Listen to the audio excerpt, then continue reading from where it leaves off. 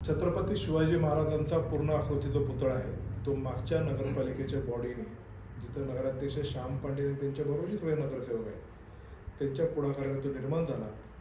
त्याला लागणारे सगळे इन्फ्रास्ट्रक्चर आदरणीय अजितदादांनी पुरवले आणि अजितदादा पवार साहेब आणि आदित्य ठाकरे साहेब यांच्या हस्ते त्याचं अनावरण करायचं आमचं ठरलं होतं. आदित्य साहेब काही कारणास्तव आले नाहीत, पण अजितदादांच्या उपस्थितीमध्ये, सगळ्या नगराध्यक्ष नगरसेवकांच्या उपस्थितीमध्ये, सर्वच राजकीय पक्षांच्या नेत्यांच्या उपस्थितीमध्ये आणि हजारो शिवभक्तांच्या उपस्थितीमध्ये कधी शहरामध्ये एवढी मोठी गर्दी झाली नाही जी छत्रपती शिवाजी महाराजांच्या पूर्णाकृती पुतळ्यासाठी झाली. त्याचं अनावरण तिथे केलं. पुतळा अत्यंत दिमागदार उभं राहिला. शिवनेरीचं दर्शन घेण्यासाठी जेवढे शिवभक्त येतात किंवा जुन्नर शहरातले नागरिक येतात किंवा आमचे सगळे जे नातेवाईक येतात, छातीने आणि अभिमानाने ऊर भरून येतो असा पुतळा पाहून. पण तिथं नतमस्तक व्हावं, तिथं हार घालावा अशा अनेक मान्यवरांची इच्छा असते, लोकांची इच्छा असते. पण मान्यवरांना वरती जाण्यासाठी हायड्रोलिक लिफ्ट व्हावी याच्याकरता काही शिवभक्तांनी मागणी केली. पण हायड्रोलिक लिफ्टची तांत्रिक मान्यता आपण आणली. त्याला निधीसुद्धा आदरणीय अजितदादांच्या माध्यमातून आपण त्याला जवळपास मला वाटतं 30 लाख रुपयाचा निधी दिला. त्याची ती परमिशन नव्हती, ती स्पेशल परमिशनसुद्धा आपण आणली. फक्त आता सेफ्टीचे जे नॉर्म्स आहेत ते काही प्रमाणामध्ये पाळले जात नाही किंवा जाणार नाही असं अजूनही काही शिवभक्तांचं म्हणणं आलं.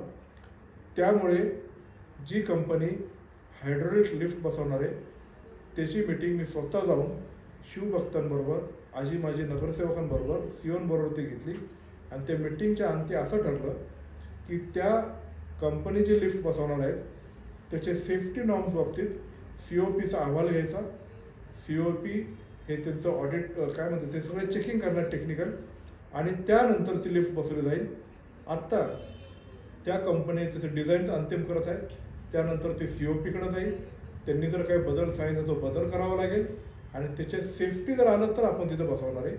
आणि ते सेफ्टी खूप महत्त्वाची आहे. त्याच्याकरता आपल्या छत्रपती शिवाजी महाराजांच्या पुतळ्याला कुठं इजा होणार नाही, त्याचं विटंबन होणार नाही.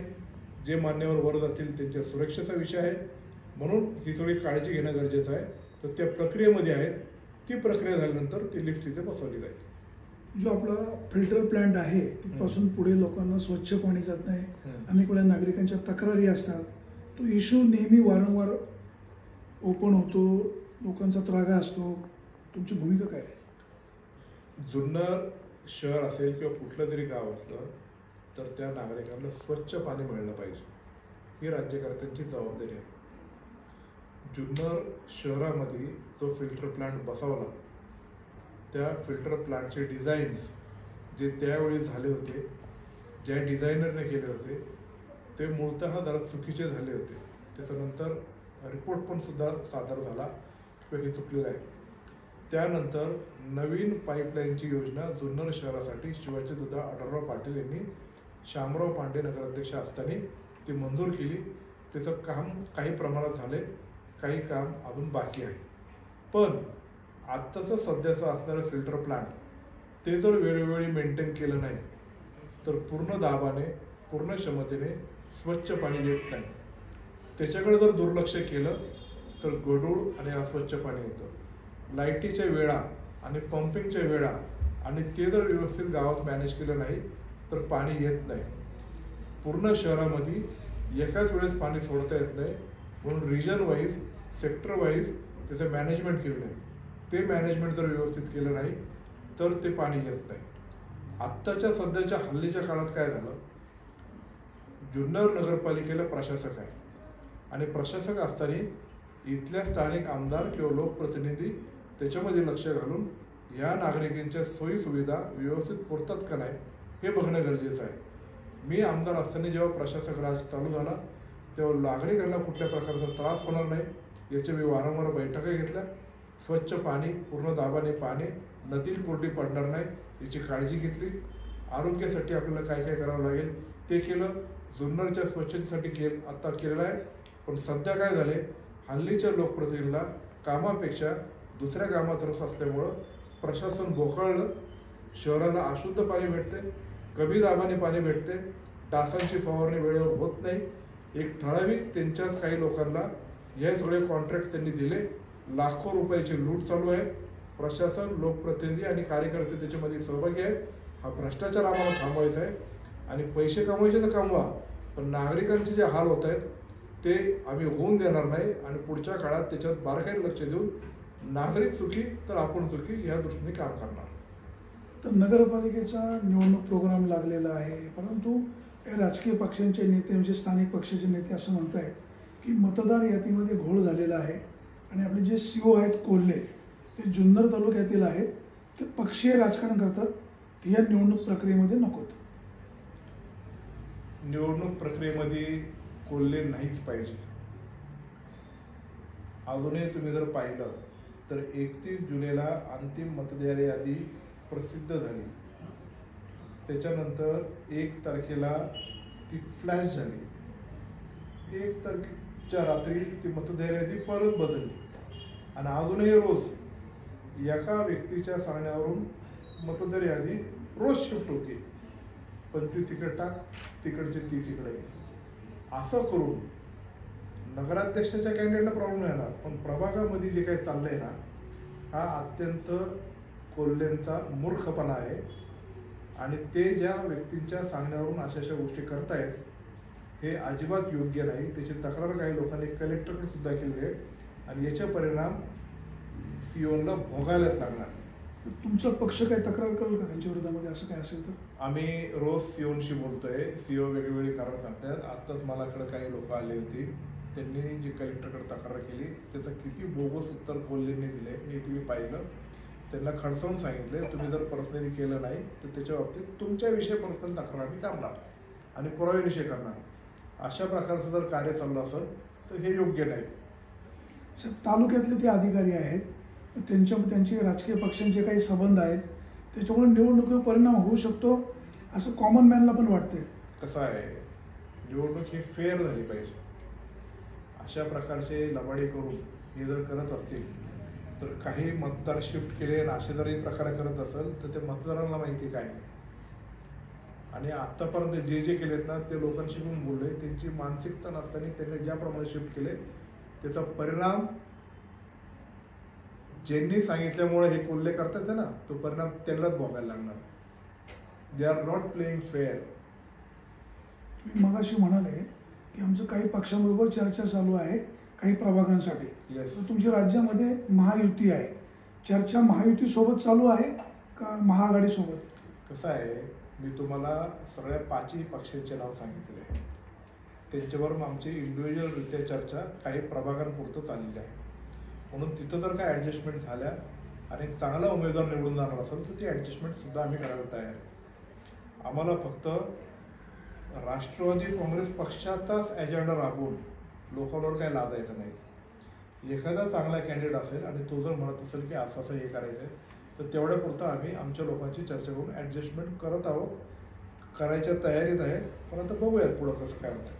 म्हणून जुन्नर शहर आम्हाला चांगल्या दिशेने न्यायचं, एक चांगले विचार न्यायचे.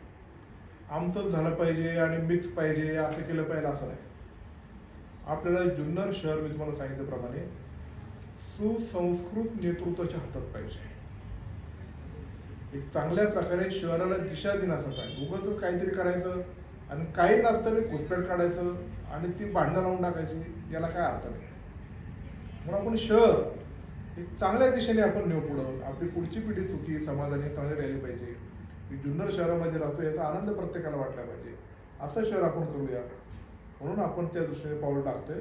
आणि म्हणून राष्ट्रवादी काँग्रेस पक्ष तर चांगल्या दिशेने जातोच आहे. काही थोड्याशा ॲडजस्टमेंट असेल ती करायची आमची तयारी आहे. तुम्ही मगाशी असं म्हणाले की CO कोल्हे एका नेत्याचं किंवा एका लोकप्रतिनिधीचं ऐकून हे सगळं मतदारांचा यादीचा घोळ करतात. आता आपल्याकडे 2 लोकप्रतिनिधी आहेत, खासदार कोल्हे त्यांचे भाऊबंद आहेत, ते खासदार आहेत या विभागाचे, शरददादा सोनवणे तालुक्याचे आमदार आहेत. लोकांनी तुमच्या बोलण्याचा अर्थ काय घ्यायचा? कोण करतंय हे लोकांना माहिती. मला काय स्पेसिफिक नाव घेऊन त्यांचे नाव घ्यायची माझी इच्छा पण नाही आहे, हे नाही करत. पण लोकांना माहिती की कोण करते, काय करते, कोण कितपत काय करू शकतं, कोण असा मेसेज देऊ शकतो. म्हणून हे जे सांगितलं आहे हे लोकांपर्यंत कसं कळतंय. लोक अत्यंत हुशार आहेत. लोक अत्यंत त्यांना काय करायचं आहे ते अचूक निर्णय घेतात आणि यावेळेस जो विधानसभेला जे काही गोष्टी घडल्या त्याचा भ्रमनिरास पूर्ण तालुक्यामध्ये खूप मोठ्या प्रमाणामध्ये आहे. त्याची प्रचिती तुम्हाला ह्या निवडणुकीमध्ये दिसेल. तर निवडणुकीची तयारी एवढी जोरदारपणे तुम्ही सुरू केलेली आहे, तरी तुम्हाला बाहेरच्या पक्षामधून उमेदवार आयात करावे लागतात. आमची तयारी वाणी साहेब ही फाईल माझ्याकडे आहे. आमची 1 नंबरपासून तर 10 नंबरपर्यंत जे आमच्या उमेदवारचे इच्छुकांचे फॉर्म आहेत हे तुमच्या समोर आहे. आणि हे इच्छुकांचे जरी असले तरी काही लोक आमच्यावर चर्चा करतात. हे बघा की 1 पासून सगळे 5-10 पर्यंत किती नाव आहेत, प्रत्येक ठिकाणी 4-4, 5-5 नाव आहेत. तयारी आमची स्वतंत्ररित्या आम्ही केलेली आहे. पण काही ठिकाणी येतात, बोलतात, त्यांचं मत मांडतात. अशा काही गोष्टी असल्या आम्ही करणार ना. आणि ती करायची आमची तयारी. असं चांगलं होण्यासारखं योग्य असं आम्ही आमचे लोक बसवणं हे करणं की बाबा रे आपलं असं केलं चांगलं राहील. एक चांगलं पाऊल आम्ही पुढे टाकतोय ना. आम्ही काय आयात करत नाही. आम्ही आमची ताकद कमी असं पण म्हणत नाहीये. पण एखादी ऍडजस्टमेंट करून जर चांगल्या रीतीने पुढे जायचं असेल तर आपण करू. नगरपालिकेच्या निवडणुकीमध्ये दोन्ही राष्ट्रवादी काँग्रेस इथे काय आघाडी करू शकतात? होऊ शकतं ना. अजून तरी तो काय तसा विचार माझ्यापर्यंत कोणी काय आणला नाही किंवा हे नाही. असं झालं तर काय होईल, मग ते करतील का ते करतील का. शेवटी आपली तयारी पाहिजे.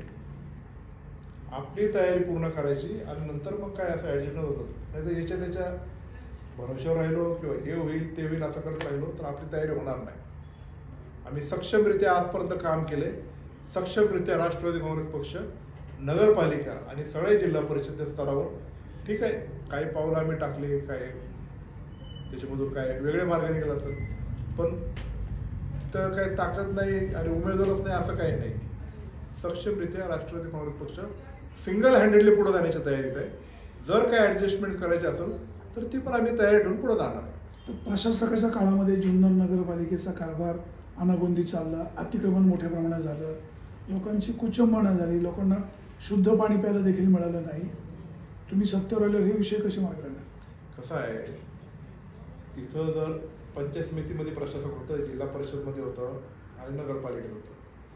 जिल्हा परिषदचा एवढा फरक पडत नाही कारण ते जिल्ह्याचा लेवलचं आहे. पण स्थानिक लेवलला पंचायत समिती आणि हे खूप महत्त्वाचे आहे. नगरपालिका तर त्याच्यामध्ये प्रशासक असल्यानंतर प्रशासकाची जबाबदारी होती की तो ॲज अ ऑफिसर म्हणून पण काम केलं आहे, एक प्रशासनाचा अधिकारी म्हणून, आणि लोकप्रतिनिधी म्हणून पण त्याच्याकडे कामाची जबाबदारी होती की लोकांचं मत काय, तो लोकांचा प्रतिनिधी म्हणून काम केलं पाहिजे आणि शासनाचा प्रतिनिधी म्हणून काम. लोकांचे प्रतिनिधी जेव्हा तिथं जातील तेव्हा लोकांचं मत काय ते यासाठी ते भांडणार आणि शासनाचं मत काय ते शासनाच्या अधिकारी ते सांगणार. एक सांगड घालून पुढं शहर जातं. म्हणजे लोकांचं काही जरी मत असलं तर लोकप्रतिनिधी ते लादूनच केलं पाहिजे असे पण त्याला काही नियम नाही, त्याच्यामध्ये आणावून देईल. आता प्रशासक कालामध्ये पंचायत समिती असेल किंवा नगरपालिका असेल, आता लोकप्रतिनिधी कोण आहेत तर खासदार साहेब आहेत, आमदार साहेब आहेत. त्यांची ती जबाबदारी आहे की आता इथं जर प्रशासक आहे तर ते प्रशासकाचं कामकाज ते बरोबर चाललंय का. डेव्हलपमेंटचं म्हणत नाही मी, पण निदान जे रोजच्या लोकांच्या गरजा आहेत त्या तरी व्यवस्थित चालल्यात का याच्यावर लक्ष देणं गरजेचं आहे. मी आमदार असताना प्रशासक होतं. त्या प्रशासनाच्या कालावधीमध्ये कोरोनापासून सगळ्या गोष्टीला मी जुन्नर शहराच्या नगरपालिकेच्या मध्ये बघायचो, पंचायत समिती पण बघायचो. काही ठिकाणी अपयशच असेल पण आत्ता तर एकदम दुर्लक्ष आहे. म्हणून सगळीकडे अनागोंदी आहे आणि त्या अनागोंदीमुळं नाहक त्रास या नागरिकांना होतोय. हे निवडणूक झाल्यानंतर राष्ट्रवादीचा नगराध्यक्ष झाल्यानंतर जुन्नर शहर एक चांगल्या पद्धतीने पुन्हा एकदा पुढे जाते याची प्रचिती सर्व लोकांना येईल.